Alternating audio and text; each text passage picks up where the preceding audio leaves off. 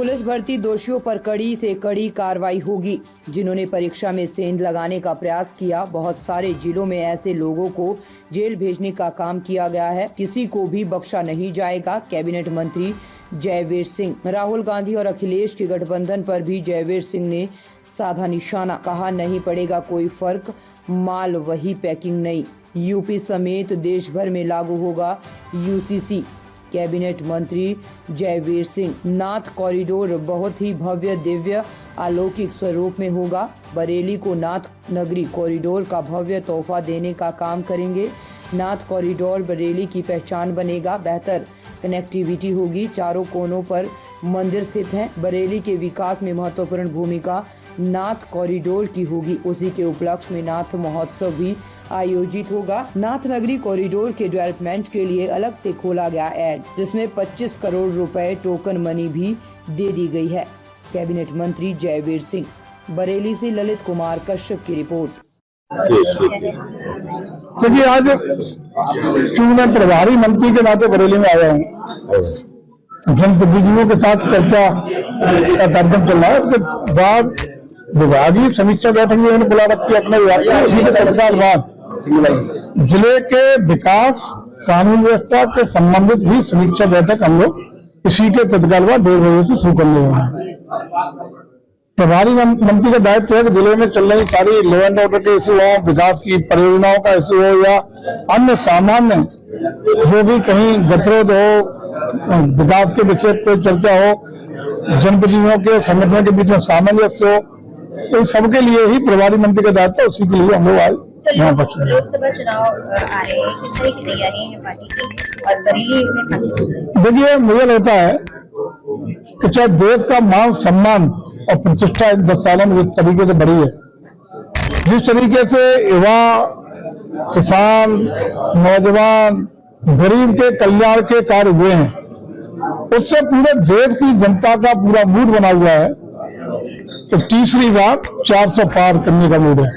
जहां तक उत्तर प्रदेश की बात है तो निश्चित रूप से इस समय आप देख ही रहे होंगे कि रामोत्सव के बाद लगभग 500 वर्षों से ज्यादा समय के लंबे त्याग, तपस्या, संघर्ष, बलिदानों के बाद भगवान राम जी अपने घर में विराजमान हुए हैं। पूरी जनता, देश और अंतर्राष्ट्रीय स्तर पर भी आज सनातन संस्कृति का परचम लहरा रहा है।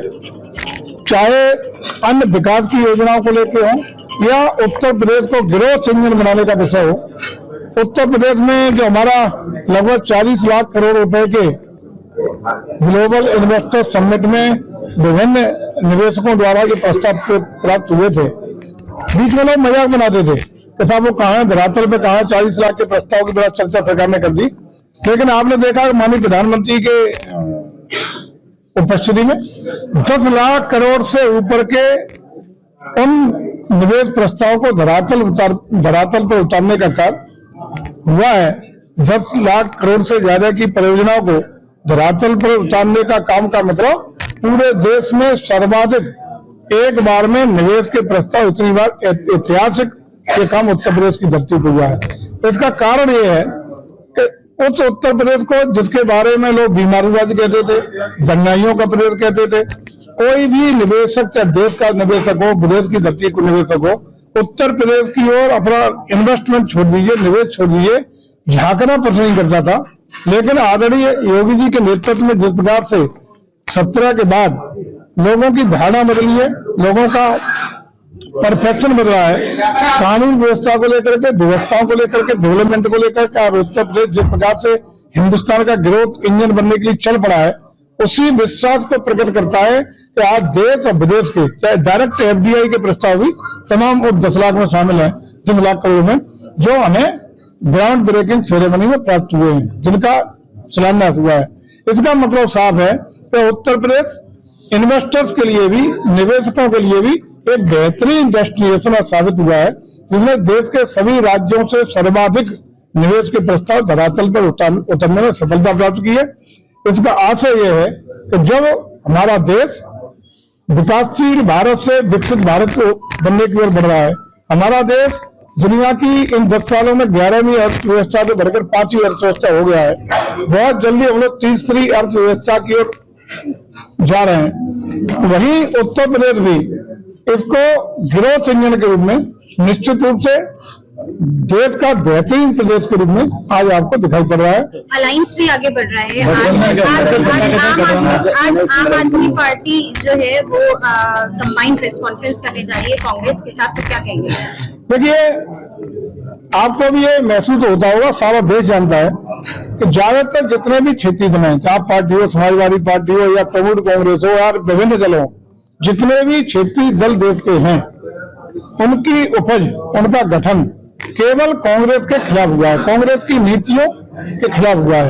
जब कांग्रेस सत्ता में थी उसी समय का गठन हुआ कांग्रेस की नीति और नीतियों को लेकर के। इसका मतलब साफ है कि ये गैर सिद्धांतिक समझौते हैं, गैर उद्देश्यपूर्ण समझौते। केवल उद्देश्य एक है, तात्कालिक मोदी जी को हटाओ।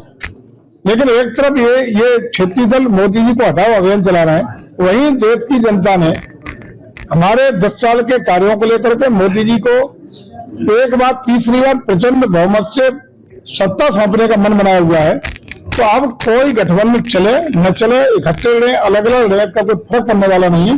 हम इस बार 370 बीजेपी जीतेगी और मैं अगर एनडीए की बात करेंगे तो 400 पार जाएंगे।